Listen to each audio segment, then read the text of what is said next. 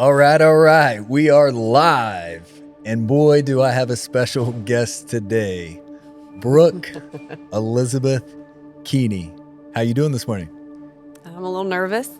A little nervous? A little nervous, but I'm good. That's all right. You've put up with me for 20 years. We've had good conversations, bad conversations. So you're going to be just fine. I think so. Yeah.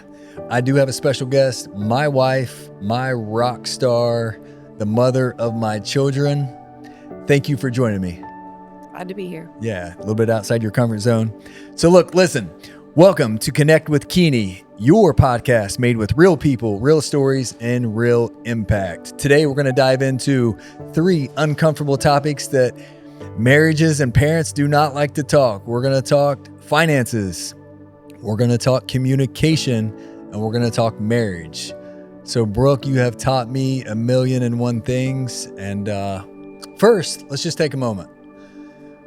Breathe, look around. Take me back. 2007. Today's 2025, 2007. Summer. What are you doing, and what's your mindset? I had just graduated college. I had a degree in PE, and I was kind of enjoying that summer when I met this redhead, freckled kid. Hey, but you didn't know that because the hair was frosted tips, right? Right. And I had some diamond earrings too, and a fake tan. Yes, and what people may not know about you is you were the life of the party, and that's what drew me to you, actually. You were there for a good time, and you made me laugh, and kind of hooked me on the dance floor there.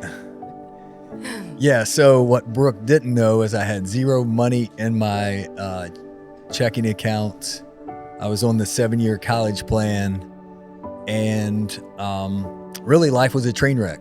But what I did know is I did know to have a good time. And yeah, so Brooke, we met in 2007, and just share kind of the next 3-year process of dating, ups and downs, typical weekend behavior.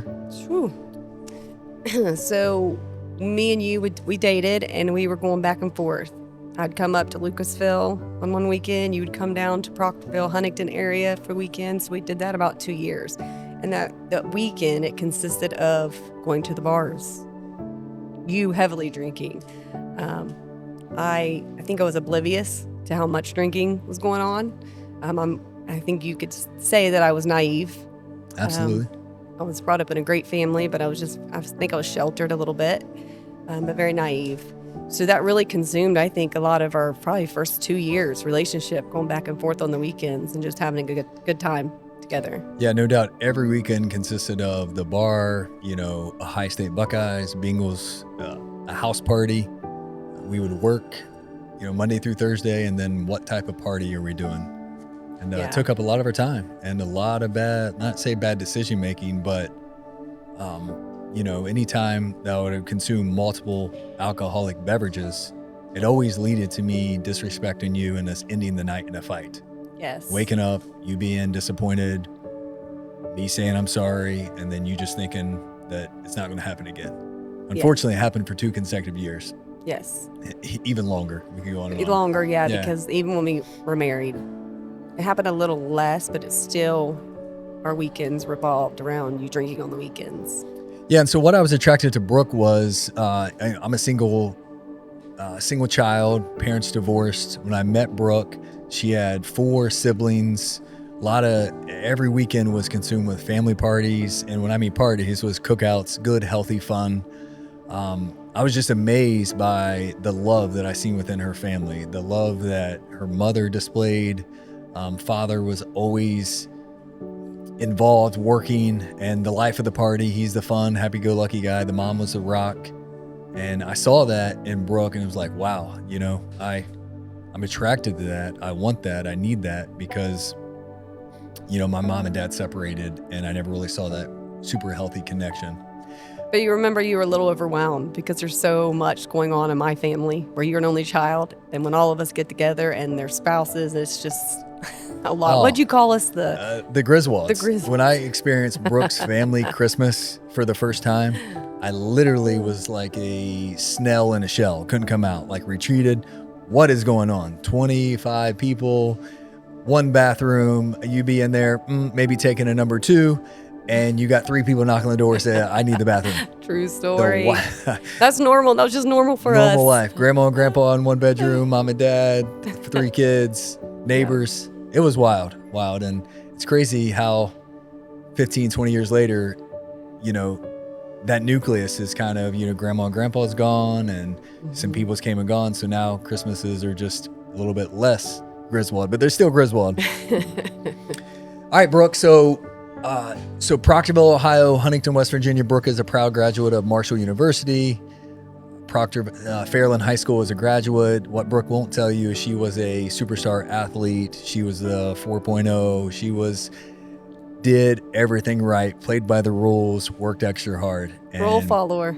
Me, 100% the exact opposite. Not the rule follower, the procrastinator, the trying to live off charm, doing least amount as possible. However, I did, have that sports and weightlifting drive. I always, if I could do push-ups at night and have a bicep vein, I had a lot better chance on going on a date. And luckily, those push-ups helped out, capturing her I don't eye. know. It was your dance moves. Yeah, I do have some good dance moves, that's for sure. All right, so we've dated 3 years, and there was a turning point. It was just kind of like, as a lot of, I think, young adults, victim of trapped, right? Not pressure. You're ready to start a family. You're ready to be married and loved. You're ready to raise children at some point. I'm on the fence. I don't really know what I want. I know that I don't want to lose you, but I know that I'm not ready to commit to being a father, being super disciplined and consistent, because, as we've talked before, I didn't have the male mentor. I didn't know what a father was supposed to look like. I didn't know what discipline looked like.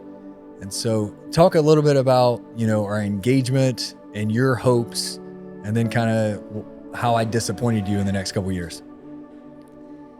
Well, I knew I've always wanted a family. I always wanted to get married. I wanted a family. I wanted kids. And I fell in love with you, fell in love with, your personality, your carefree spirit. You were just fun. There was a time like we dated the 3-year was my cutoff time. So, some people want to date forever. I knew I wanted to get married. So I was one of those that wasn't going to waste my time if that's not what you wanted. And I remember telling my best friend, Keisha, I had this time, and I never told you. So I never pressured you, Matt, you need to propose. Matt, let's go look at rings. Did I ever? No. Never, ever. But in my mind and with my best friend, I said, hey, if he doesn't propose to me by this date, I'm done. And thankfully you did propose before that time. I mean, she could stick to that. But so yeah, we got engaged. And still, though, at that time, you were still drinking on the weekends. But I also thought that was, I guess, normal. My dad has always drank on the weekends. And so it's just socially acceptable for everybody to drink. I mean, everybody around me. Now, I never fit in on that, even in college. Like, I've always tried. Like, it looked like so much fun. I've talked to you about this, and it's just, I'd have drinks here and there, but I was just never one. It never fit. It never felt like me. So it was like, so we kept doing that. We kept going through this, and I kept thinking, well, it's kind of normal. He's getting a job. He's got a job. He's working. He's allowed to have fun. Like, I start rationalizing it, I guess. Like, he's an adult. He can do that. Even though every time we would argue, it always led back to the alcohol. Facts. And but there was some things that I made you change before I married you, credit score. Remember that? Like, before we were going to get married. So that you started trying to improve. There was just certain things. Yeah, so shout out there. Before I met Brooke, I didn't know how to pay a bill, and I was in default on a lot of student loans and credit cards. Which, financial IQ, had nobody to teach me. Just learned on my own. And yeah, and I was the responsible one. I was the serious one. Paid the bills, all that. So, and even that's taken us into our first few years of marriage. I still had a little lack of trust for you to pay those things. Like, I remember always going behind you and making sure everything was taken care of. And I feel like I was the leader in our marriage. You were, for sure. Took responsibility of all the things. And that's one thing that's pretty cool now, because it's totally flipped. I really think it's flipped. And so kudos to you, because I mean, we'll probably get on that later, but Yeah. you've just grown so much. So that's awesome. So 2012, so 2007 we date, around 2010 we get engaged, 2011 married, 2012 first child. We're both employed at the Atomic A Plant in Piketon, both have education degrees. We're pursuing a career that paid a little bit more financially. I don't want to say a dead-end job because it's a job that provides a lot of wage, but there wasn't a lot of fulfillment. Me holding an instrument, doing a task that I feel like a monkey could do. There was just no purpose, no drive. So you, creature of consistency, like routine, you could have worked probably 30 years at that location because you loved just your little bubble. Would you agree? Yes, I definitely am a creature of habit, but I think being married to you, when you started making the changes in you, like in your mindset, it's rubbed off on me. So now where I'm at, no, I don't think I could. But yes, back then I felt like I could do that forever. I'm getting paid well. It's easy, good schedule. Yeah. Yeah. So we can go back to podcast episode 1 with Corey, as we talked about. I'm at the Atomic A Plant. I have this, Brooke and I went through some ups and downs. There was one pivotal time we've never really talked about is, came home drunk, really didn't come home. You know, what was a day afternoon with the boys. I went to Morehead State to a football game, drank all day, came home, started drinking again and drank more at a poker game. And Brooke's texting 3-4 o'clock in the morning because I know when she texts, she wants me to come home. Well, I'm not ready to come home. So I just ignore the phone calls and don't come home till 5 or 6. And then at that point, grabs the clothes, throws them on the front porch and get out. That was a huge wake up call. And I remember that happened about 6 months before my father passed away. I remember plain as day, it was in October. Do you also remember I was pregnant as well? Yep. You were pregnant with our second child, Zaya.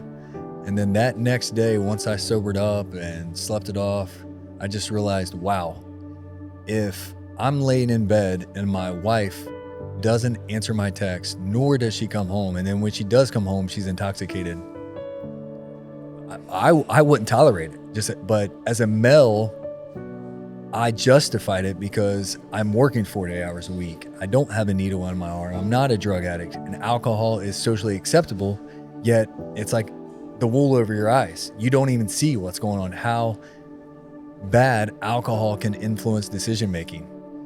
100%. So that was a day that sparked change. I woke up to you and said, hey, I'm going to go 30 days without drinking. Well, remember, you actually stayed at your mom's. I kicked you out. And I think that was the first time I ever had you leave. Yeah. You were gone for several days. So I think that also was, oh, she's serious.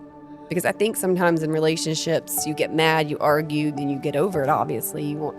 And I don't know if we ever really truly worked through it. We just got over it. Yeah, I knew I didn't want to stay with mom. So, I really dug deep in the think tank, apologized and wanted to change. And let's be honest, that was, I think, one of the first times you got emotional. And males don't get emotional often. And you kind of broke down and got emotional in that moment. I really didn't have a relationship with Jesus at the time. I do remember getting down on my hands and knees and praying, thinking, God, please help me, give me the strength. I don't want this life anymore. So I'm beginning to communicate with God at that time. And then, fast forward, we had Zaya that spring, right? Yep. Spring. And then I think Zaya was, I get the years mixed up. I don't even know how you're following so long. 6 months or a year later, my dad passes away. And then that's when the major growth, I always say daily perspective, identify your worst day, and it can always be up from there. From that, I went on a major learning curve, growth mindset. I looked at you. I mean, you came and knocked on the door the day at the Atomic Plant. Knocked on the door and said, hey, I got bad news to tell you. I'll never forget the look in your eye. My first thought was, oh my gosh, was Zayd and Zaya in an accident? At that time, we're dropping them off at daycare, or my grandmother has them, or my mom, their grandmother. You always think, what would happen if an accident occurs? And then once you said no with kids, I knew it was dad. And as I had my head down, looking at my feet, walking out the door to the car, kind of in a daze, I knew right then and there, is like, I'm not coming back. We're not guaranteed tomorrow. I mean, you would have never dreamed or believed, because you didn't see the consistency or the habits, right? And when we did, after, the funeral, the death, and as you grieve and process, I began on that growth mindset, and I looked at you and said, I'm leaving. And what was your thoughts then? Like, I don't know if I took you seriously. and why would you? Yeah, I thought you were just in that moment, grieving, So, I committed to a plan. I committed to waking up early. I began, Brooke can tell you, 3:15, 3:30, my alarm goes off. I'm at the gym at 4 a.m. to 5:30. I'm coming back home, picking her up. We're taking the kids to daycare, and then we go to work our day or 10-hour shift from 6:30 in the morning until 5 p.m. And we literally committed to that for a year. Got personally certified in CrossFit, began to train people after work. We would work a 10-hour day, and then immediately I would go to the school parking lot. We would start training 20, 30, 40, 50 people. That's when the establishment of Dreamboat Fitness in 2017. Luckily, I had your support. I looked at you, and after the 6, 8 months, 12 months, you began to be like, okay, he is serious. And talk a little bit about the strain. There were sometimes you would look at me, am I being selfish? There were sometimes I didn't sign up for this. I signed up for a husband to be home with me at 5:30. I signed up for not the stressful finances that it put on the family. So, for one, I think that your habit of waking up at 3:15 was a huge deal for you. I mean, your previous habits were sleeping in. Like, you were a guy you were not getting up. So I didn't trust that over a month, over 2 months, because, anybody can kind of do this facade for that short period of time. But as you kept doing it, you kept showing up, you kept waking up. So you built some trust right there in what you did, your habits.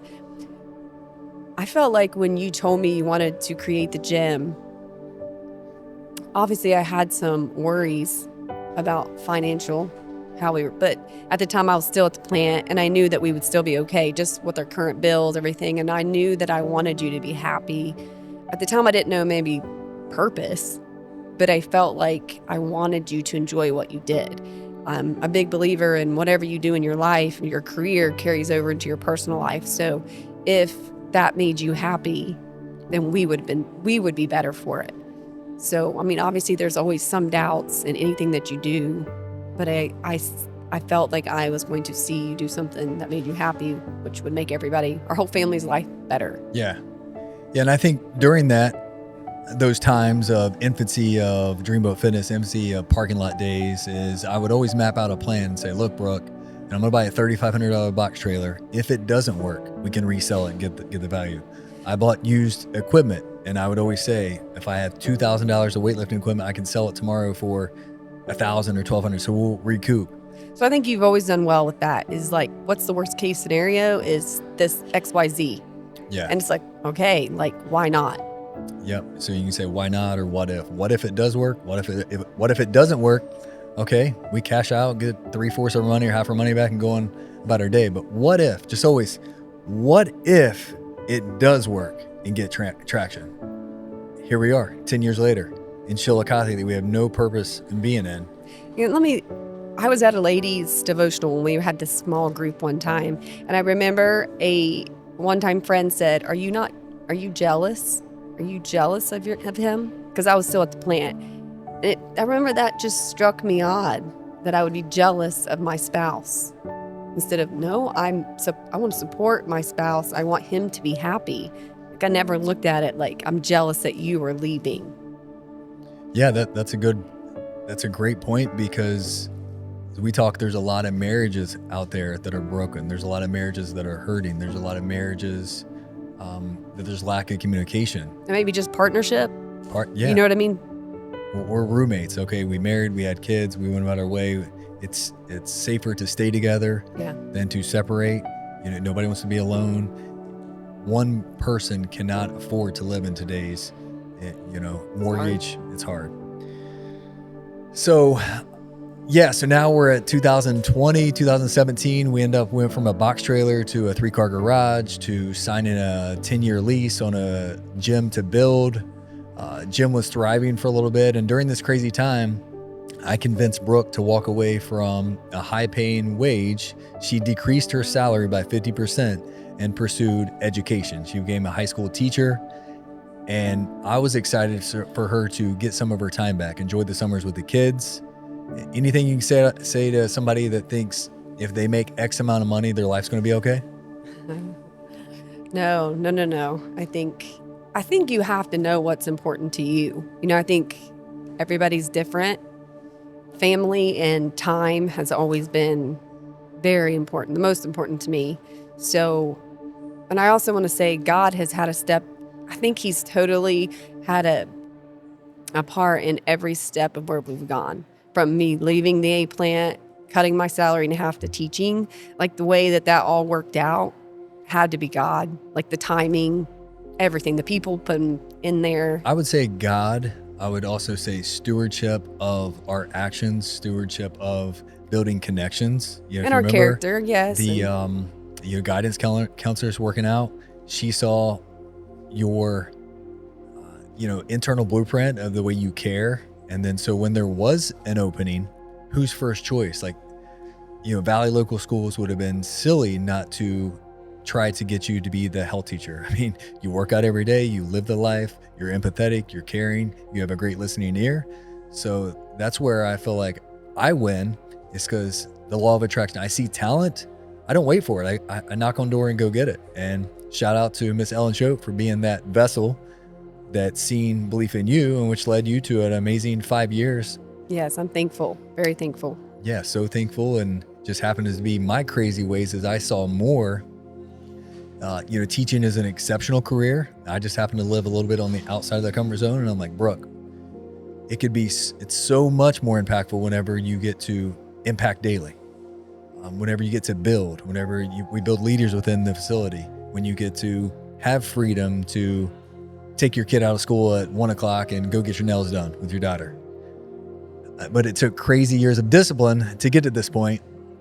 And yeah, so here we are setting, 2020, I think we began to, COVID happened, the gym kind of slows down, and I identified as a father, I could be real delusional and settle for a $30,000 to $60,000 a year salary and just ride it out, be the ball coach. But I felt like I was doing my family a disservice. There was more. So then, I thought about if I could feed more people, I could serve more people by knocking on the door. Nobody asked me. I'm having these conversations with you. I'm half delusional. People will never think I'll follow through. It's only a fad. I mean, how many meal preps in Soda County? It's not a new concept. Let's just make that clear. Meal prep is not a new concept. You can do it. I can do it. Anybody can do it. You can do it out of your home, out of a meal truck. The only separator is I started doing it 4.5 years ago, and I haven't stopped. And I'm not going to stop. And I keep building.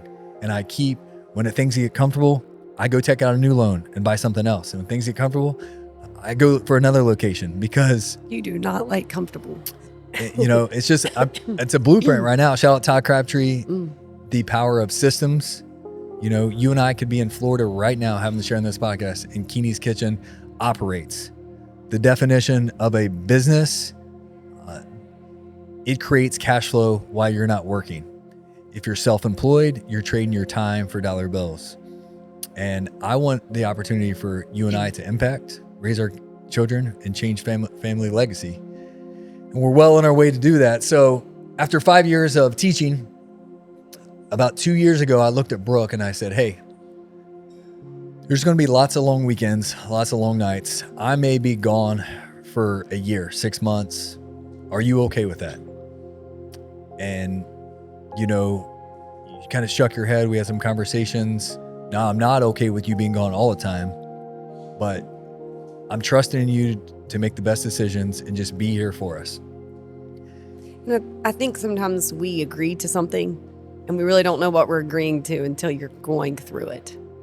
So it was a little tougher at times actually going through it. Yeah. It's almost like a blur, just like when you have that first child, the first 3 or 4, 6 months, the first year is a blur. You forget how hard that was. For the first year of business, getting the meal prep facility on Slate Run 104, multiple hurdles, multiple obstacles. I would be there at 1:00 in the morning, 12 o'clock, 4 a.m., countless hours. Dishwasher, delivery driver. I was delivering every Saturday and Sunday because I was kind of selfish. I want to make sure that I had all the systems in place. Then finally, at about a year or two, whenever we started to delegate, that was a huge win. And, just the growth, we're at 4.5 years. And, now we're here in Chillicothe. We're in Ironton, about to be in Willersburg. What did you see through that process, the 4 years? Like, you was willing to give up, and how did I come through and provide for you? So yeah, the process was, I think, slower in a sense. I mean, Keeney's Kitchen has thrived very short, and if in a business standpoint, it has. But for me, it felt long. We went through the dreamboat period where you said you were working the 14-hour days to build the gym. So I gave up a lot of my time, your time, you being there. Same thing. Then it's like you brought up the Keeney's Kitchen. And so I always seen your vision, and I believed in it. And I believed in you because you kept going. Above all, you're very persistent and you're very resilient. I don't think that I've known anybody better than that. That's how I describe you in those two words. All right, so repeat. You said persistent and resilient, and I can say sometimes not very smart. So those go together. If I was really smart, probably the energy would say no. So yeah, sometimes logic will tell you no, but persistency. But you knew your vision, you knew your dreams, so you were going to keep. When something would happen, a door would shut, you're figuring out a way. And it's been so cool to see as your wife. Like, it's just such a trust. Like, I just know you're going to figure it out no matter what happens. We were just having a conversation driving up here today about some finances, and I'm like, it's always worked out. And I just feel like it will. Yeah. And yeah, God has a lot to do with that, but it's what He's instilled in you. Those are your talents, and you're growing them, using them. Yeah, so super cool. We're setting in Keeney's Kitchen meal prep right now. Currently, if you're watching this on YouTube, here October 1st, we're going to be taking over the space next door. We are building out construction in Willersburg, Ohio for our 4th location, Keeney's Kitchen in Willersburg, which is going to be thriving.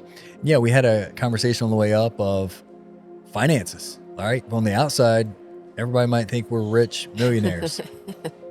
But any business logical person is going to understand with growth comes expenses.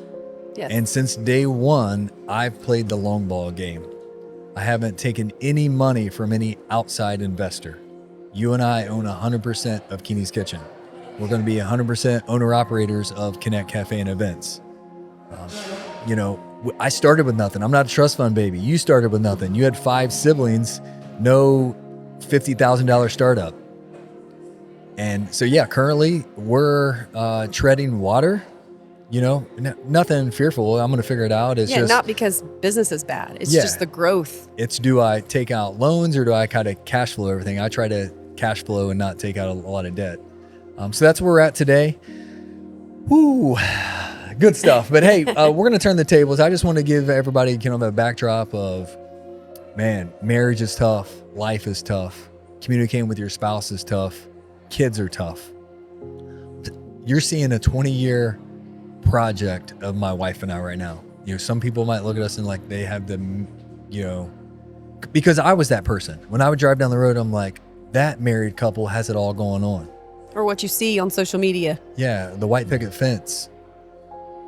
And, now 20 years later, our marriage is at an all-time high, the best it's ever been. The trust is the best it's ever been.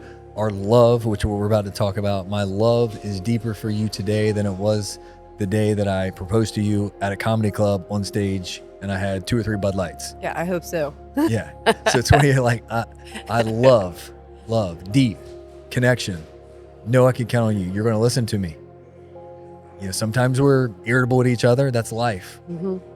But we're rowing in the same direction. Once we introduced Jesus into our relationship 7 years ago,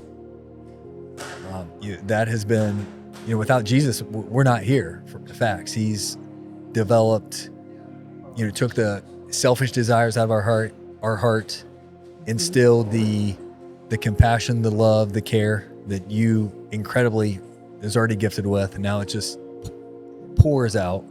That's why I wanted you in front of the mic, because I know you're so talented you're going to be leading women, a lot of women. They look up to you.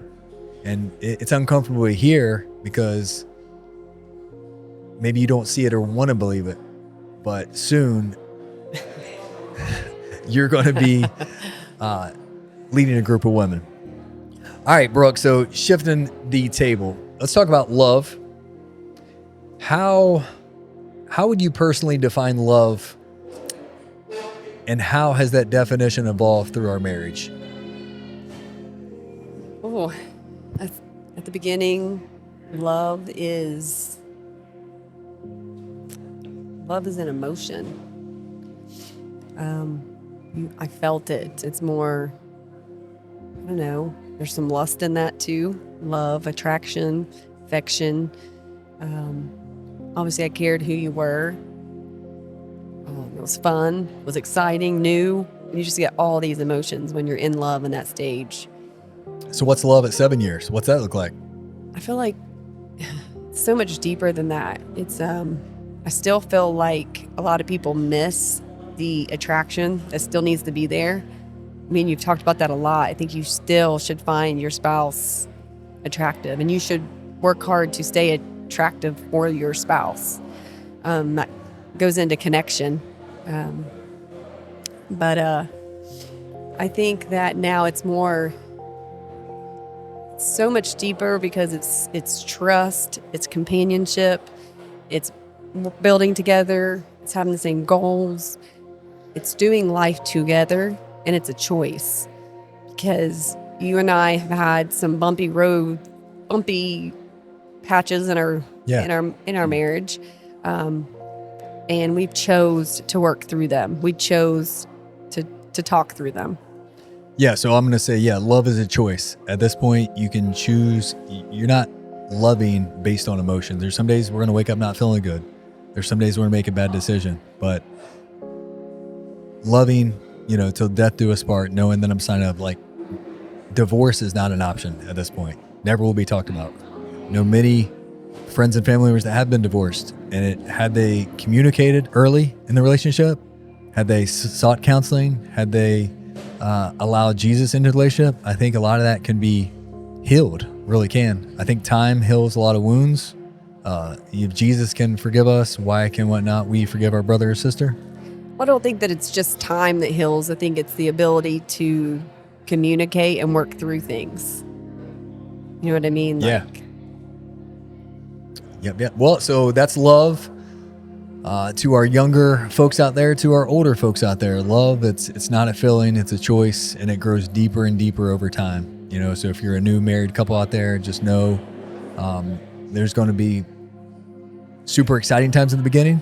You're going to hit a lull, and then once you overcome and learn how to connect on an emotional, deeper level, and understand that spouse is your rock, the glue to the marriage, that's what love is. So I have to say, I think communication is the key to a happy marriage, hands down.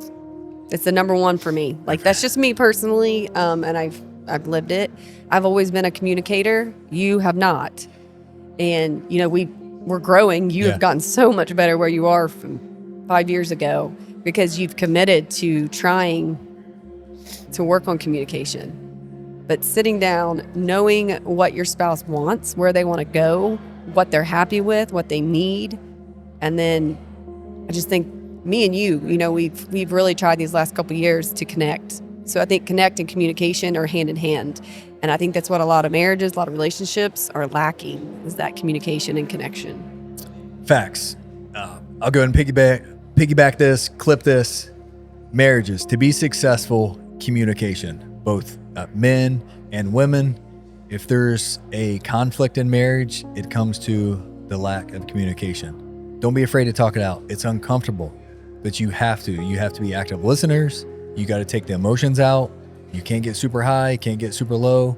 Communicate, and then work on it daily. Okay, so what you say, I think males and females both lack the ability to communicate effectively, but it's also hard to communicate when your spouse is not willing. Like, they don't self-reflect They're not willing. Yeah. I've always been fortunate. You've always been willing since day one to sit down and hear me out and listen. So I'm thankful for that. And I think that's what has kept our marriage going. But there's some people out there that their spouse don't want to hear what they're saying. Yeah, that's facts.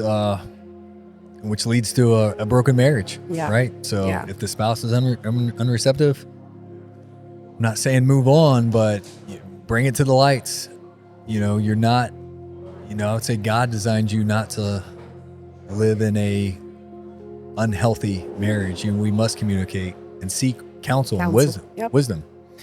All right. So 2 kiddos, multiple businesses, super active. You coach fitness classes, cheer coach, I'm football coach.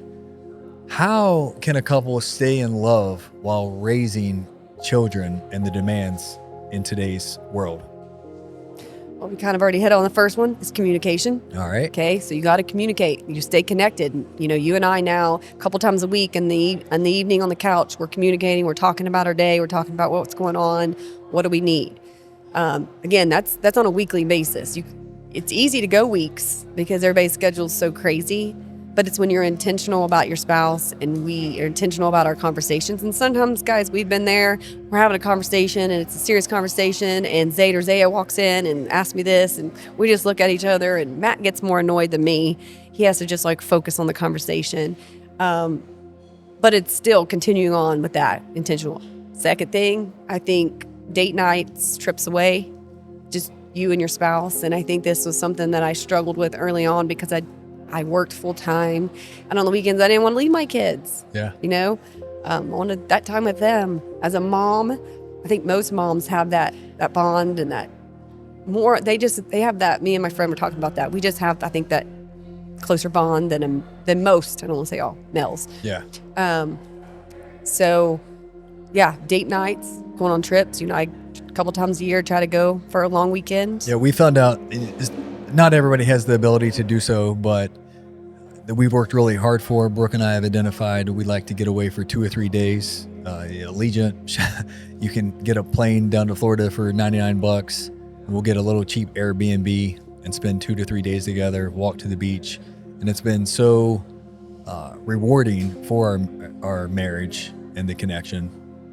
That's been a super positive. Yeah, and we're very blessed to have grandparents that keep our kids. I know not all married couples have support like that, so we're very fortunate. Yeah. Okay, so what do you think, any advice to a wife or a husband, what are some non-negotiable boundaries you think you should set in a marriage?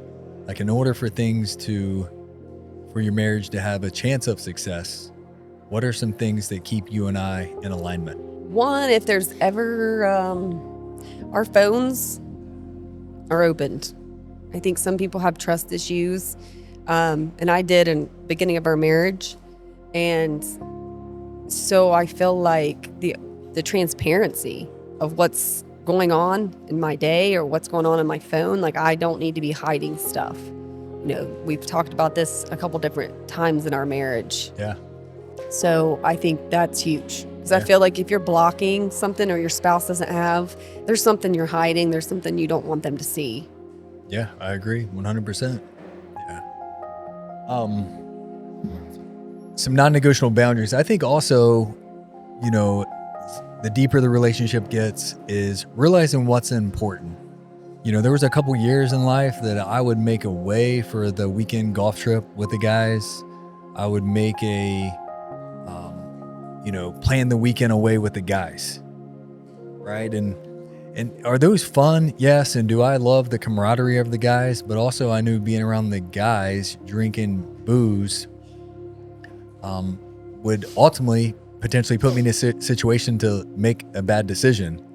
And as I would love to go on a weekend trip every weekend, I just realized that it's not the right time, nor does it align with our goals of building the best family and connection we can with all 4 of us. So. Well, let's just say alcohol has changed our marriage completely. The lack of. When you made that decision, because you self-reflected and realized you never made a bad decision sober. Yeah.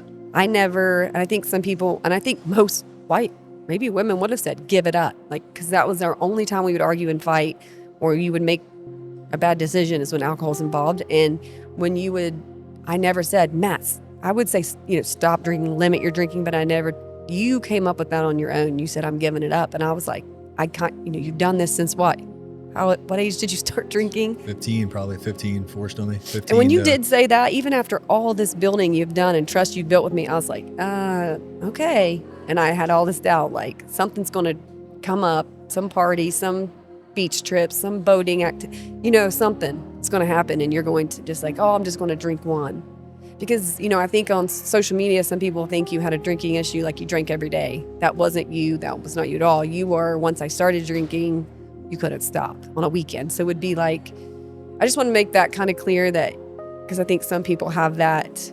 I was the weekend binge drinker. I would never drink alone in my house. There would never be no beer in the house. I love to drink in socialization, games, parties, but I mean, it's that 1 or 2 times a year that you went way overboard. I never knew if you were safe or home. So I think alcohol, and I know that, I don't know, I just feel like giving up alcohol was a game changer in our marriage. And I agree, since we've given it up a month before my 40th birthday. Shout out 2.5 years of no alcohol consumption. And I say it's not by accident that the business is thriving. I just talked about this morning. Preparation leads to opportunity. You know what I mean? If I haven't prepared myself, subtracted the alcohol, when this space next door was presented, do you think, it would have been offered to the current tenants of the building, or, the building owners went and found somebody else, but they observed behavior for several years. They observed our message, and it fell in alignment, and it just happened to be presented to us. Yeah, alcohol is huge. And, I don't shame alcohol. I love the taste. And some people, let's get this clear, can handle it. Well, I can. Yeah. I've always been able to have a glass or 2 of wine and be fine. So if you're out there and think I'm shaming you because you have a glass of wine or a drink, I'm not. It is only for those that can't handle it. And if you've been around me in the years, you knew I couldn't handle it, because I would drink you under the table, and I would encourage you to make bad decisions along with me. So that was good points. And all right, this one comes up a lot, Brooke, and it's uncomfortable. Oh gosh. Our money versus my money. When I hear couples talk about, well, he's paying for this, I'm paying for that, to me it blows my mind. Same. I signed, when I married you, when we married, maybe we're different because you had nothing and I had nothing. All we had was debt. You had student loan debt, I had student loan debt. Hey, when I married you, you didn't have a job. Yeah, unemployed. She married me while I was unemployed, a construction worker, unemployed, and waiting on God to come save me, or somebody to give me the $1 million job. So what do you think? Our money, I think, once again, we keep going back to communication, but I trust my wife solely. If there was $1 million in the bank account, that she's going to make a rationalized decision. If there's big purchases, we're going to communicate about it. 0 to 500, this and that, not really a big deal. But cars, we're going to talk about boats, a pool. My wife has wanted a pool for 3 years, and I say absolutely not. I'm not spending $55,000 on a liability that's going to cost us another $5,000 or $10,000 a year in maintenance. And you didn't like it, but you became to kind of understand it a little bit. Mm-hmm. For sure. We've had a vacant basement for, how long have we lived there? For 10, 12, 15 years now? Mm-hmm. Still haven't finished it. Our goal is soon. But instead of finishing our basement, I chose to expand the business. A lot of people would have took their first $50,000 or $60,000 paycheck and built the house. I invested in the business. Mm-hmm. Okay, I shared all those answers. What do you think? Our money, your money? No, I totally agree with you. I think when you're married, it should be one. I think it just kind of bonds you. I do understand that some people have terrible spending habits, but with communication, you should work on that together. Like I said, me and you I think finances is actually one of the number one or two reasons why people divorce, because money reasons. And you and I have just always been on the same page. We're not crazy spenders, so I think we're just similar in that sense. And we've come to an agreement that we talk things out back to communication. I think everything ties back to communication. Yeah, I drive a 2012 Honda Equinox with about 250,000 miles on it. However, my guilty pleasure, I like a fresh haircut and I like clean shoes. So I may buy a pair of shoes once a month or once every 2 months. You do love I your justify shoes. that with, $100, $150 purchase. I used to spend $100 a night at B-Dubs on alcohol. So It's fair. I'm going to pick the new pair of shoes every day. Connection and communication. All right. So at this point, we're building 3 businesses. Dreamboat, still active, thriving today. You run a summer kids camp. We got members. It's private. We don't really advertise, but we do coach classes. You're involved. Keeney's Kitchen, you're involved. And now we're getting ready to take on a cafe project. We have no idea what we're doing, except believing in the vision and believing in persistence, what you just discussed. No, and I believe in you. Oh, clip that one. She believes in me. That's right. What do you think? How can we keep our marriage a priority during this season of life? And by the way, Tuesday, Thursday, ball coach, Saturday, ball games, and then 3 businesses. And we do that by being intentional about our communication. Also delegating, I think you came to a point where there's some strong people, teammates in our business that have been able to step up and take more roles and responsibility, which relieves that from you. So when you find the right people, and I think, again, God has had a lot to do with who filters in our lives and what we need. Yeah. But I think it's just being intentional. And don't get it twisted. I get a little worried about how busy these next couple months can be or going to be. But I'm also prepared for that. It's not forever. Yeah. It's just like you said, little 2-month season till we get it figured out. And I'm just going to support you. I'm able to be more there for the kids now, and I'm just there to support you, to do what I can for the businesses and be the best mom.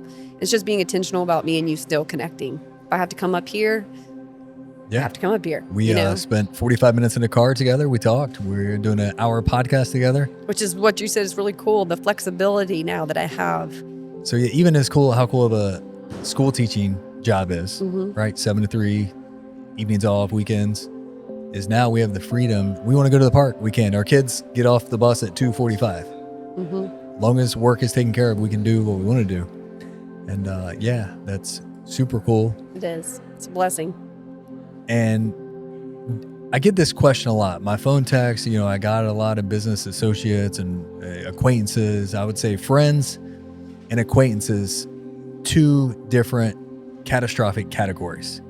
Acquaintance is somebody you know visually, right? I know who that person's name across the street. I don't have a relationship with them. I know of them, the social media presence, maybe know what school they went to, background information. I don't know deep.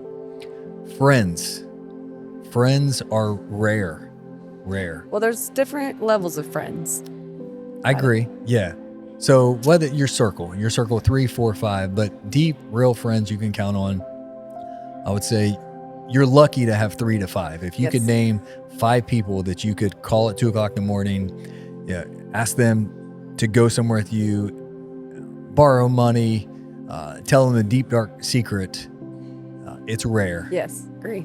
So with that, I've been able to develop leaders with inside our umbrella, Keeney's Kitchen, Dreamboat. I see skill in humans, others. And when it's not even presented to me, I go knock on doors. We're doing a podcast with a gentleman that I knew had talent. Little did I know we were going to strike a friendship and really enjoy each other's company. Oh, you knew that because you told me 6 months ago you was going to work with that guy. Well, yeah. So I always speak it into fruition.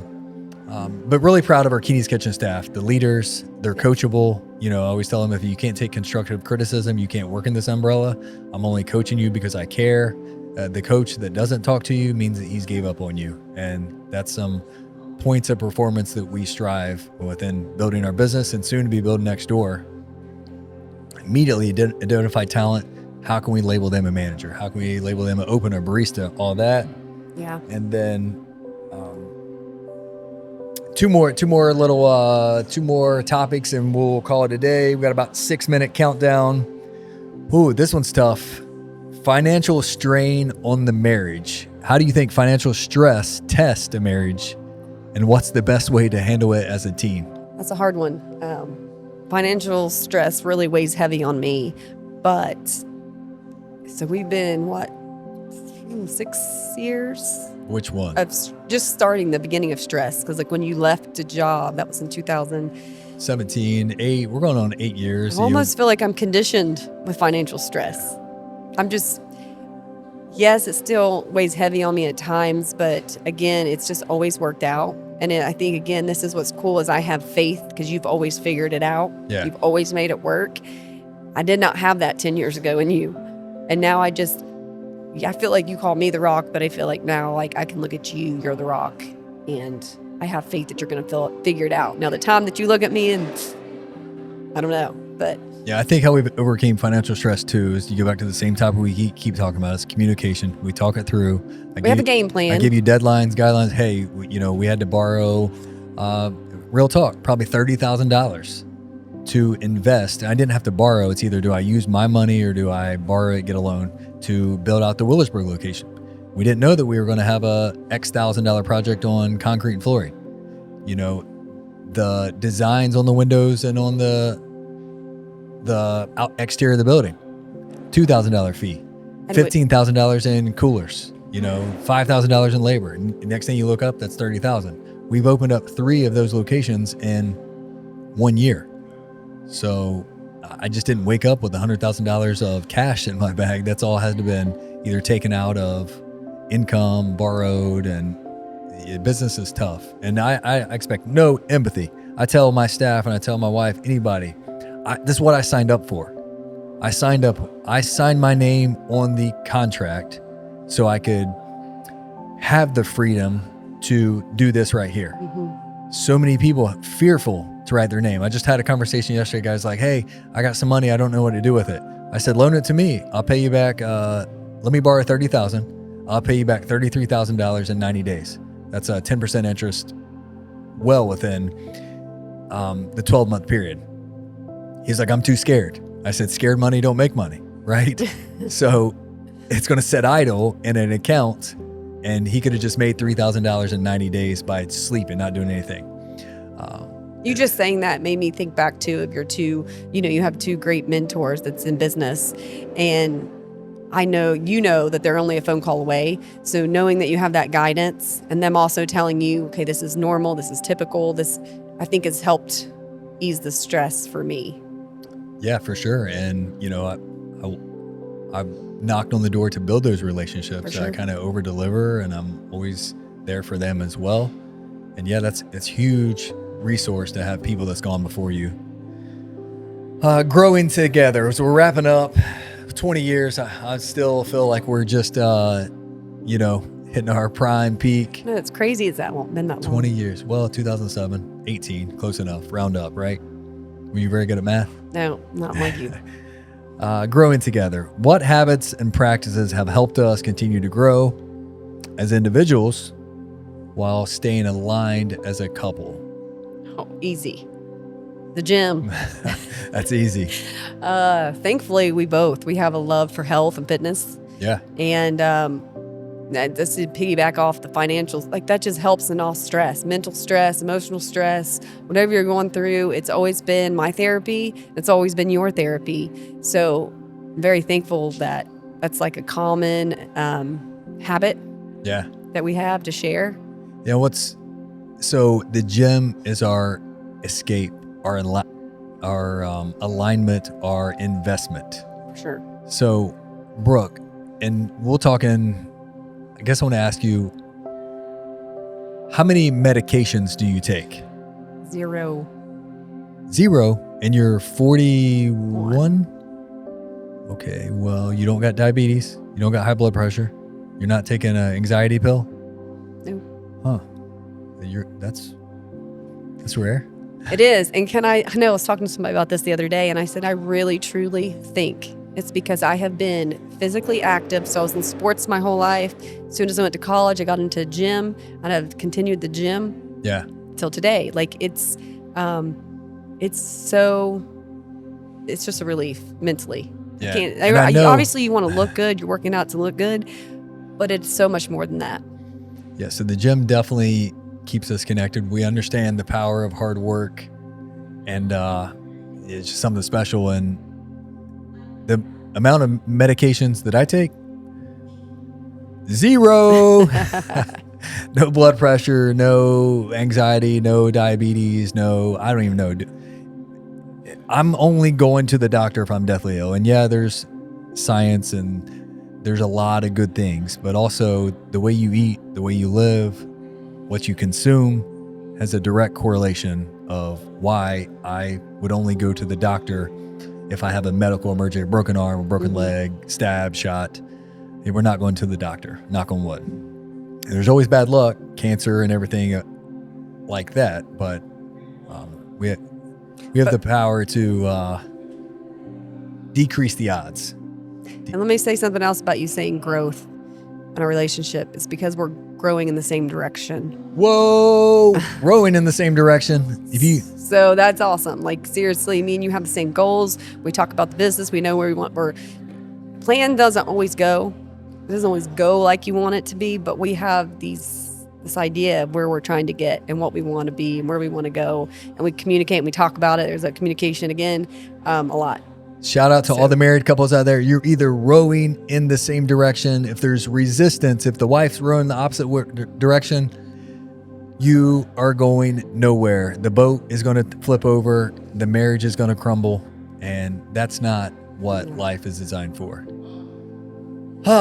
Brooke, that was a long hour. I know, and I made it. You made it. Super talented. We both, I'm doing this 52 weeks to become a better listener. I was a terrible listener as a husband for years. I want to increase my vocabulary, and I just want to learn. And I'm thankful that you sat in this chair. I'm so happy to call you my wife. What is the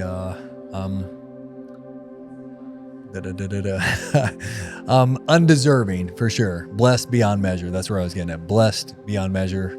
Together, we can achieve anything we want. 2 beautiful kiddos. Our goal is to lead by example. If our kids are ever doing anything out of line, tell us. There is discipline in our house. Our kids probably going to say a cuss word. They're probably going to do something immature. They're we kids. Want to know about it. So please let us know. And until next time, this has been Connect with the Keenies, Miss Brooke Keeney, Matt Keeney. We'll be back next Tuesday at Connect Cafe. You can check out this podcast on Spotify, Apple, and YouTube. It's going to be released every Sunday night around 10 p.m. and you can consume that on your Monday commute to work. Thank you, and until next time. Mwah.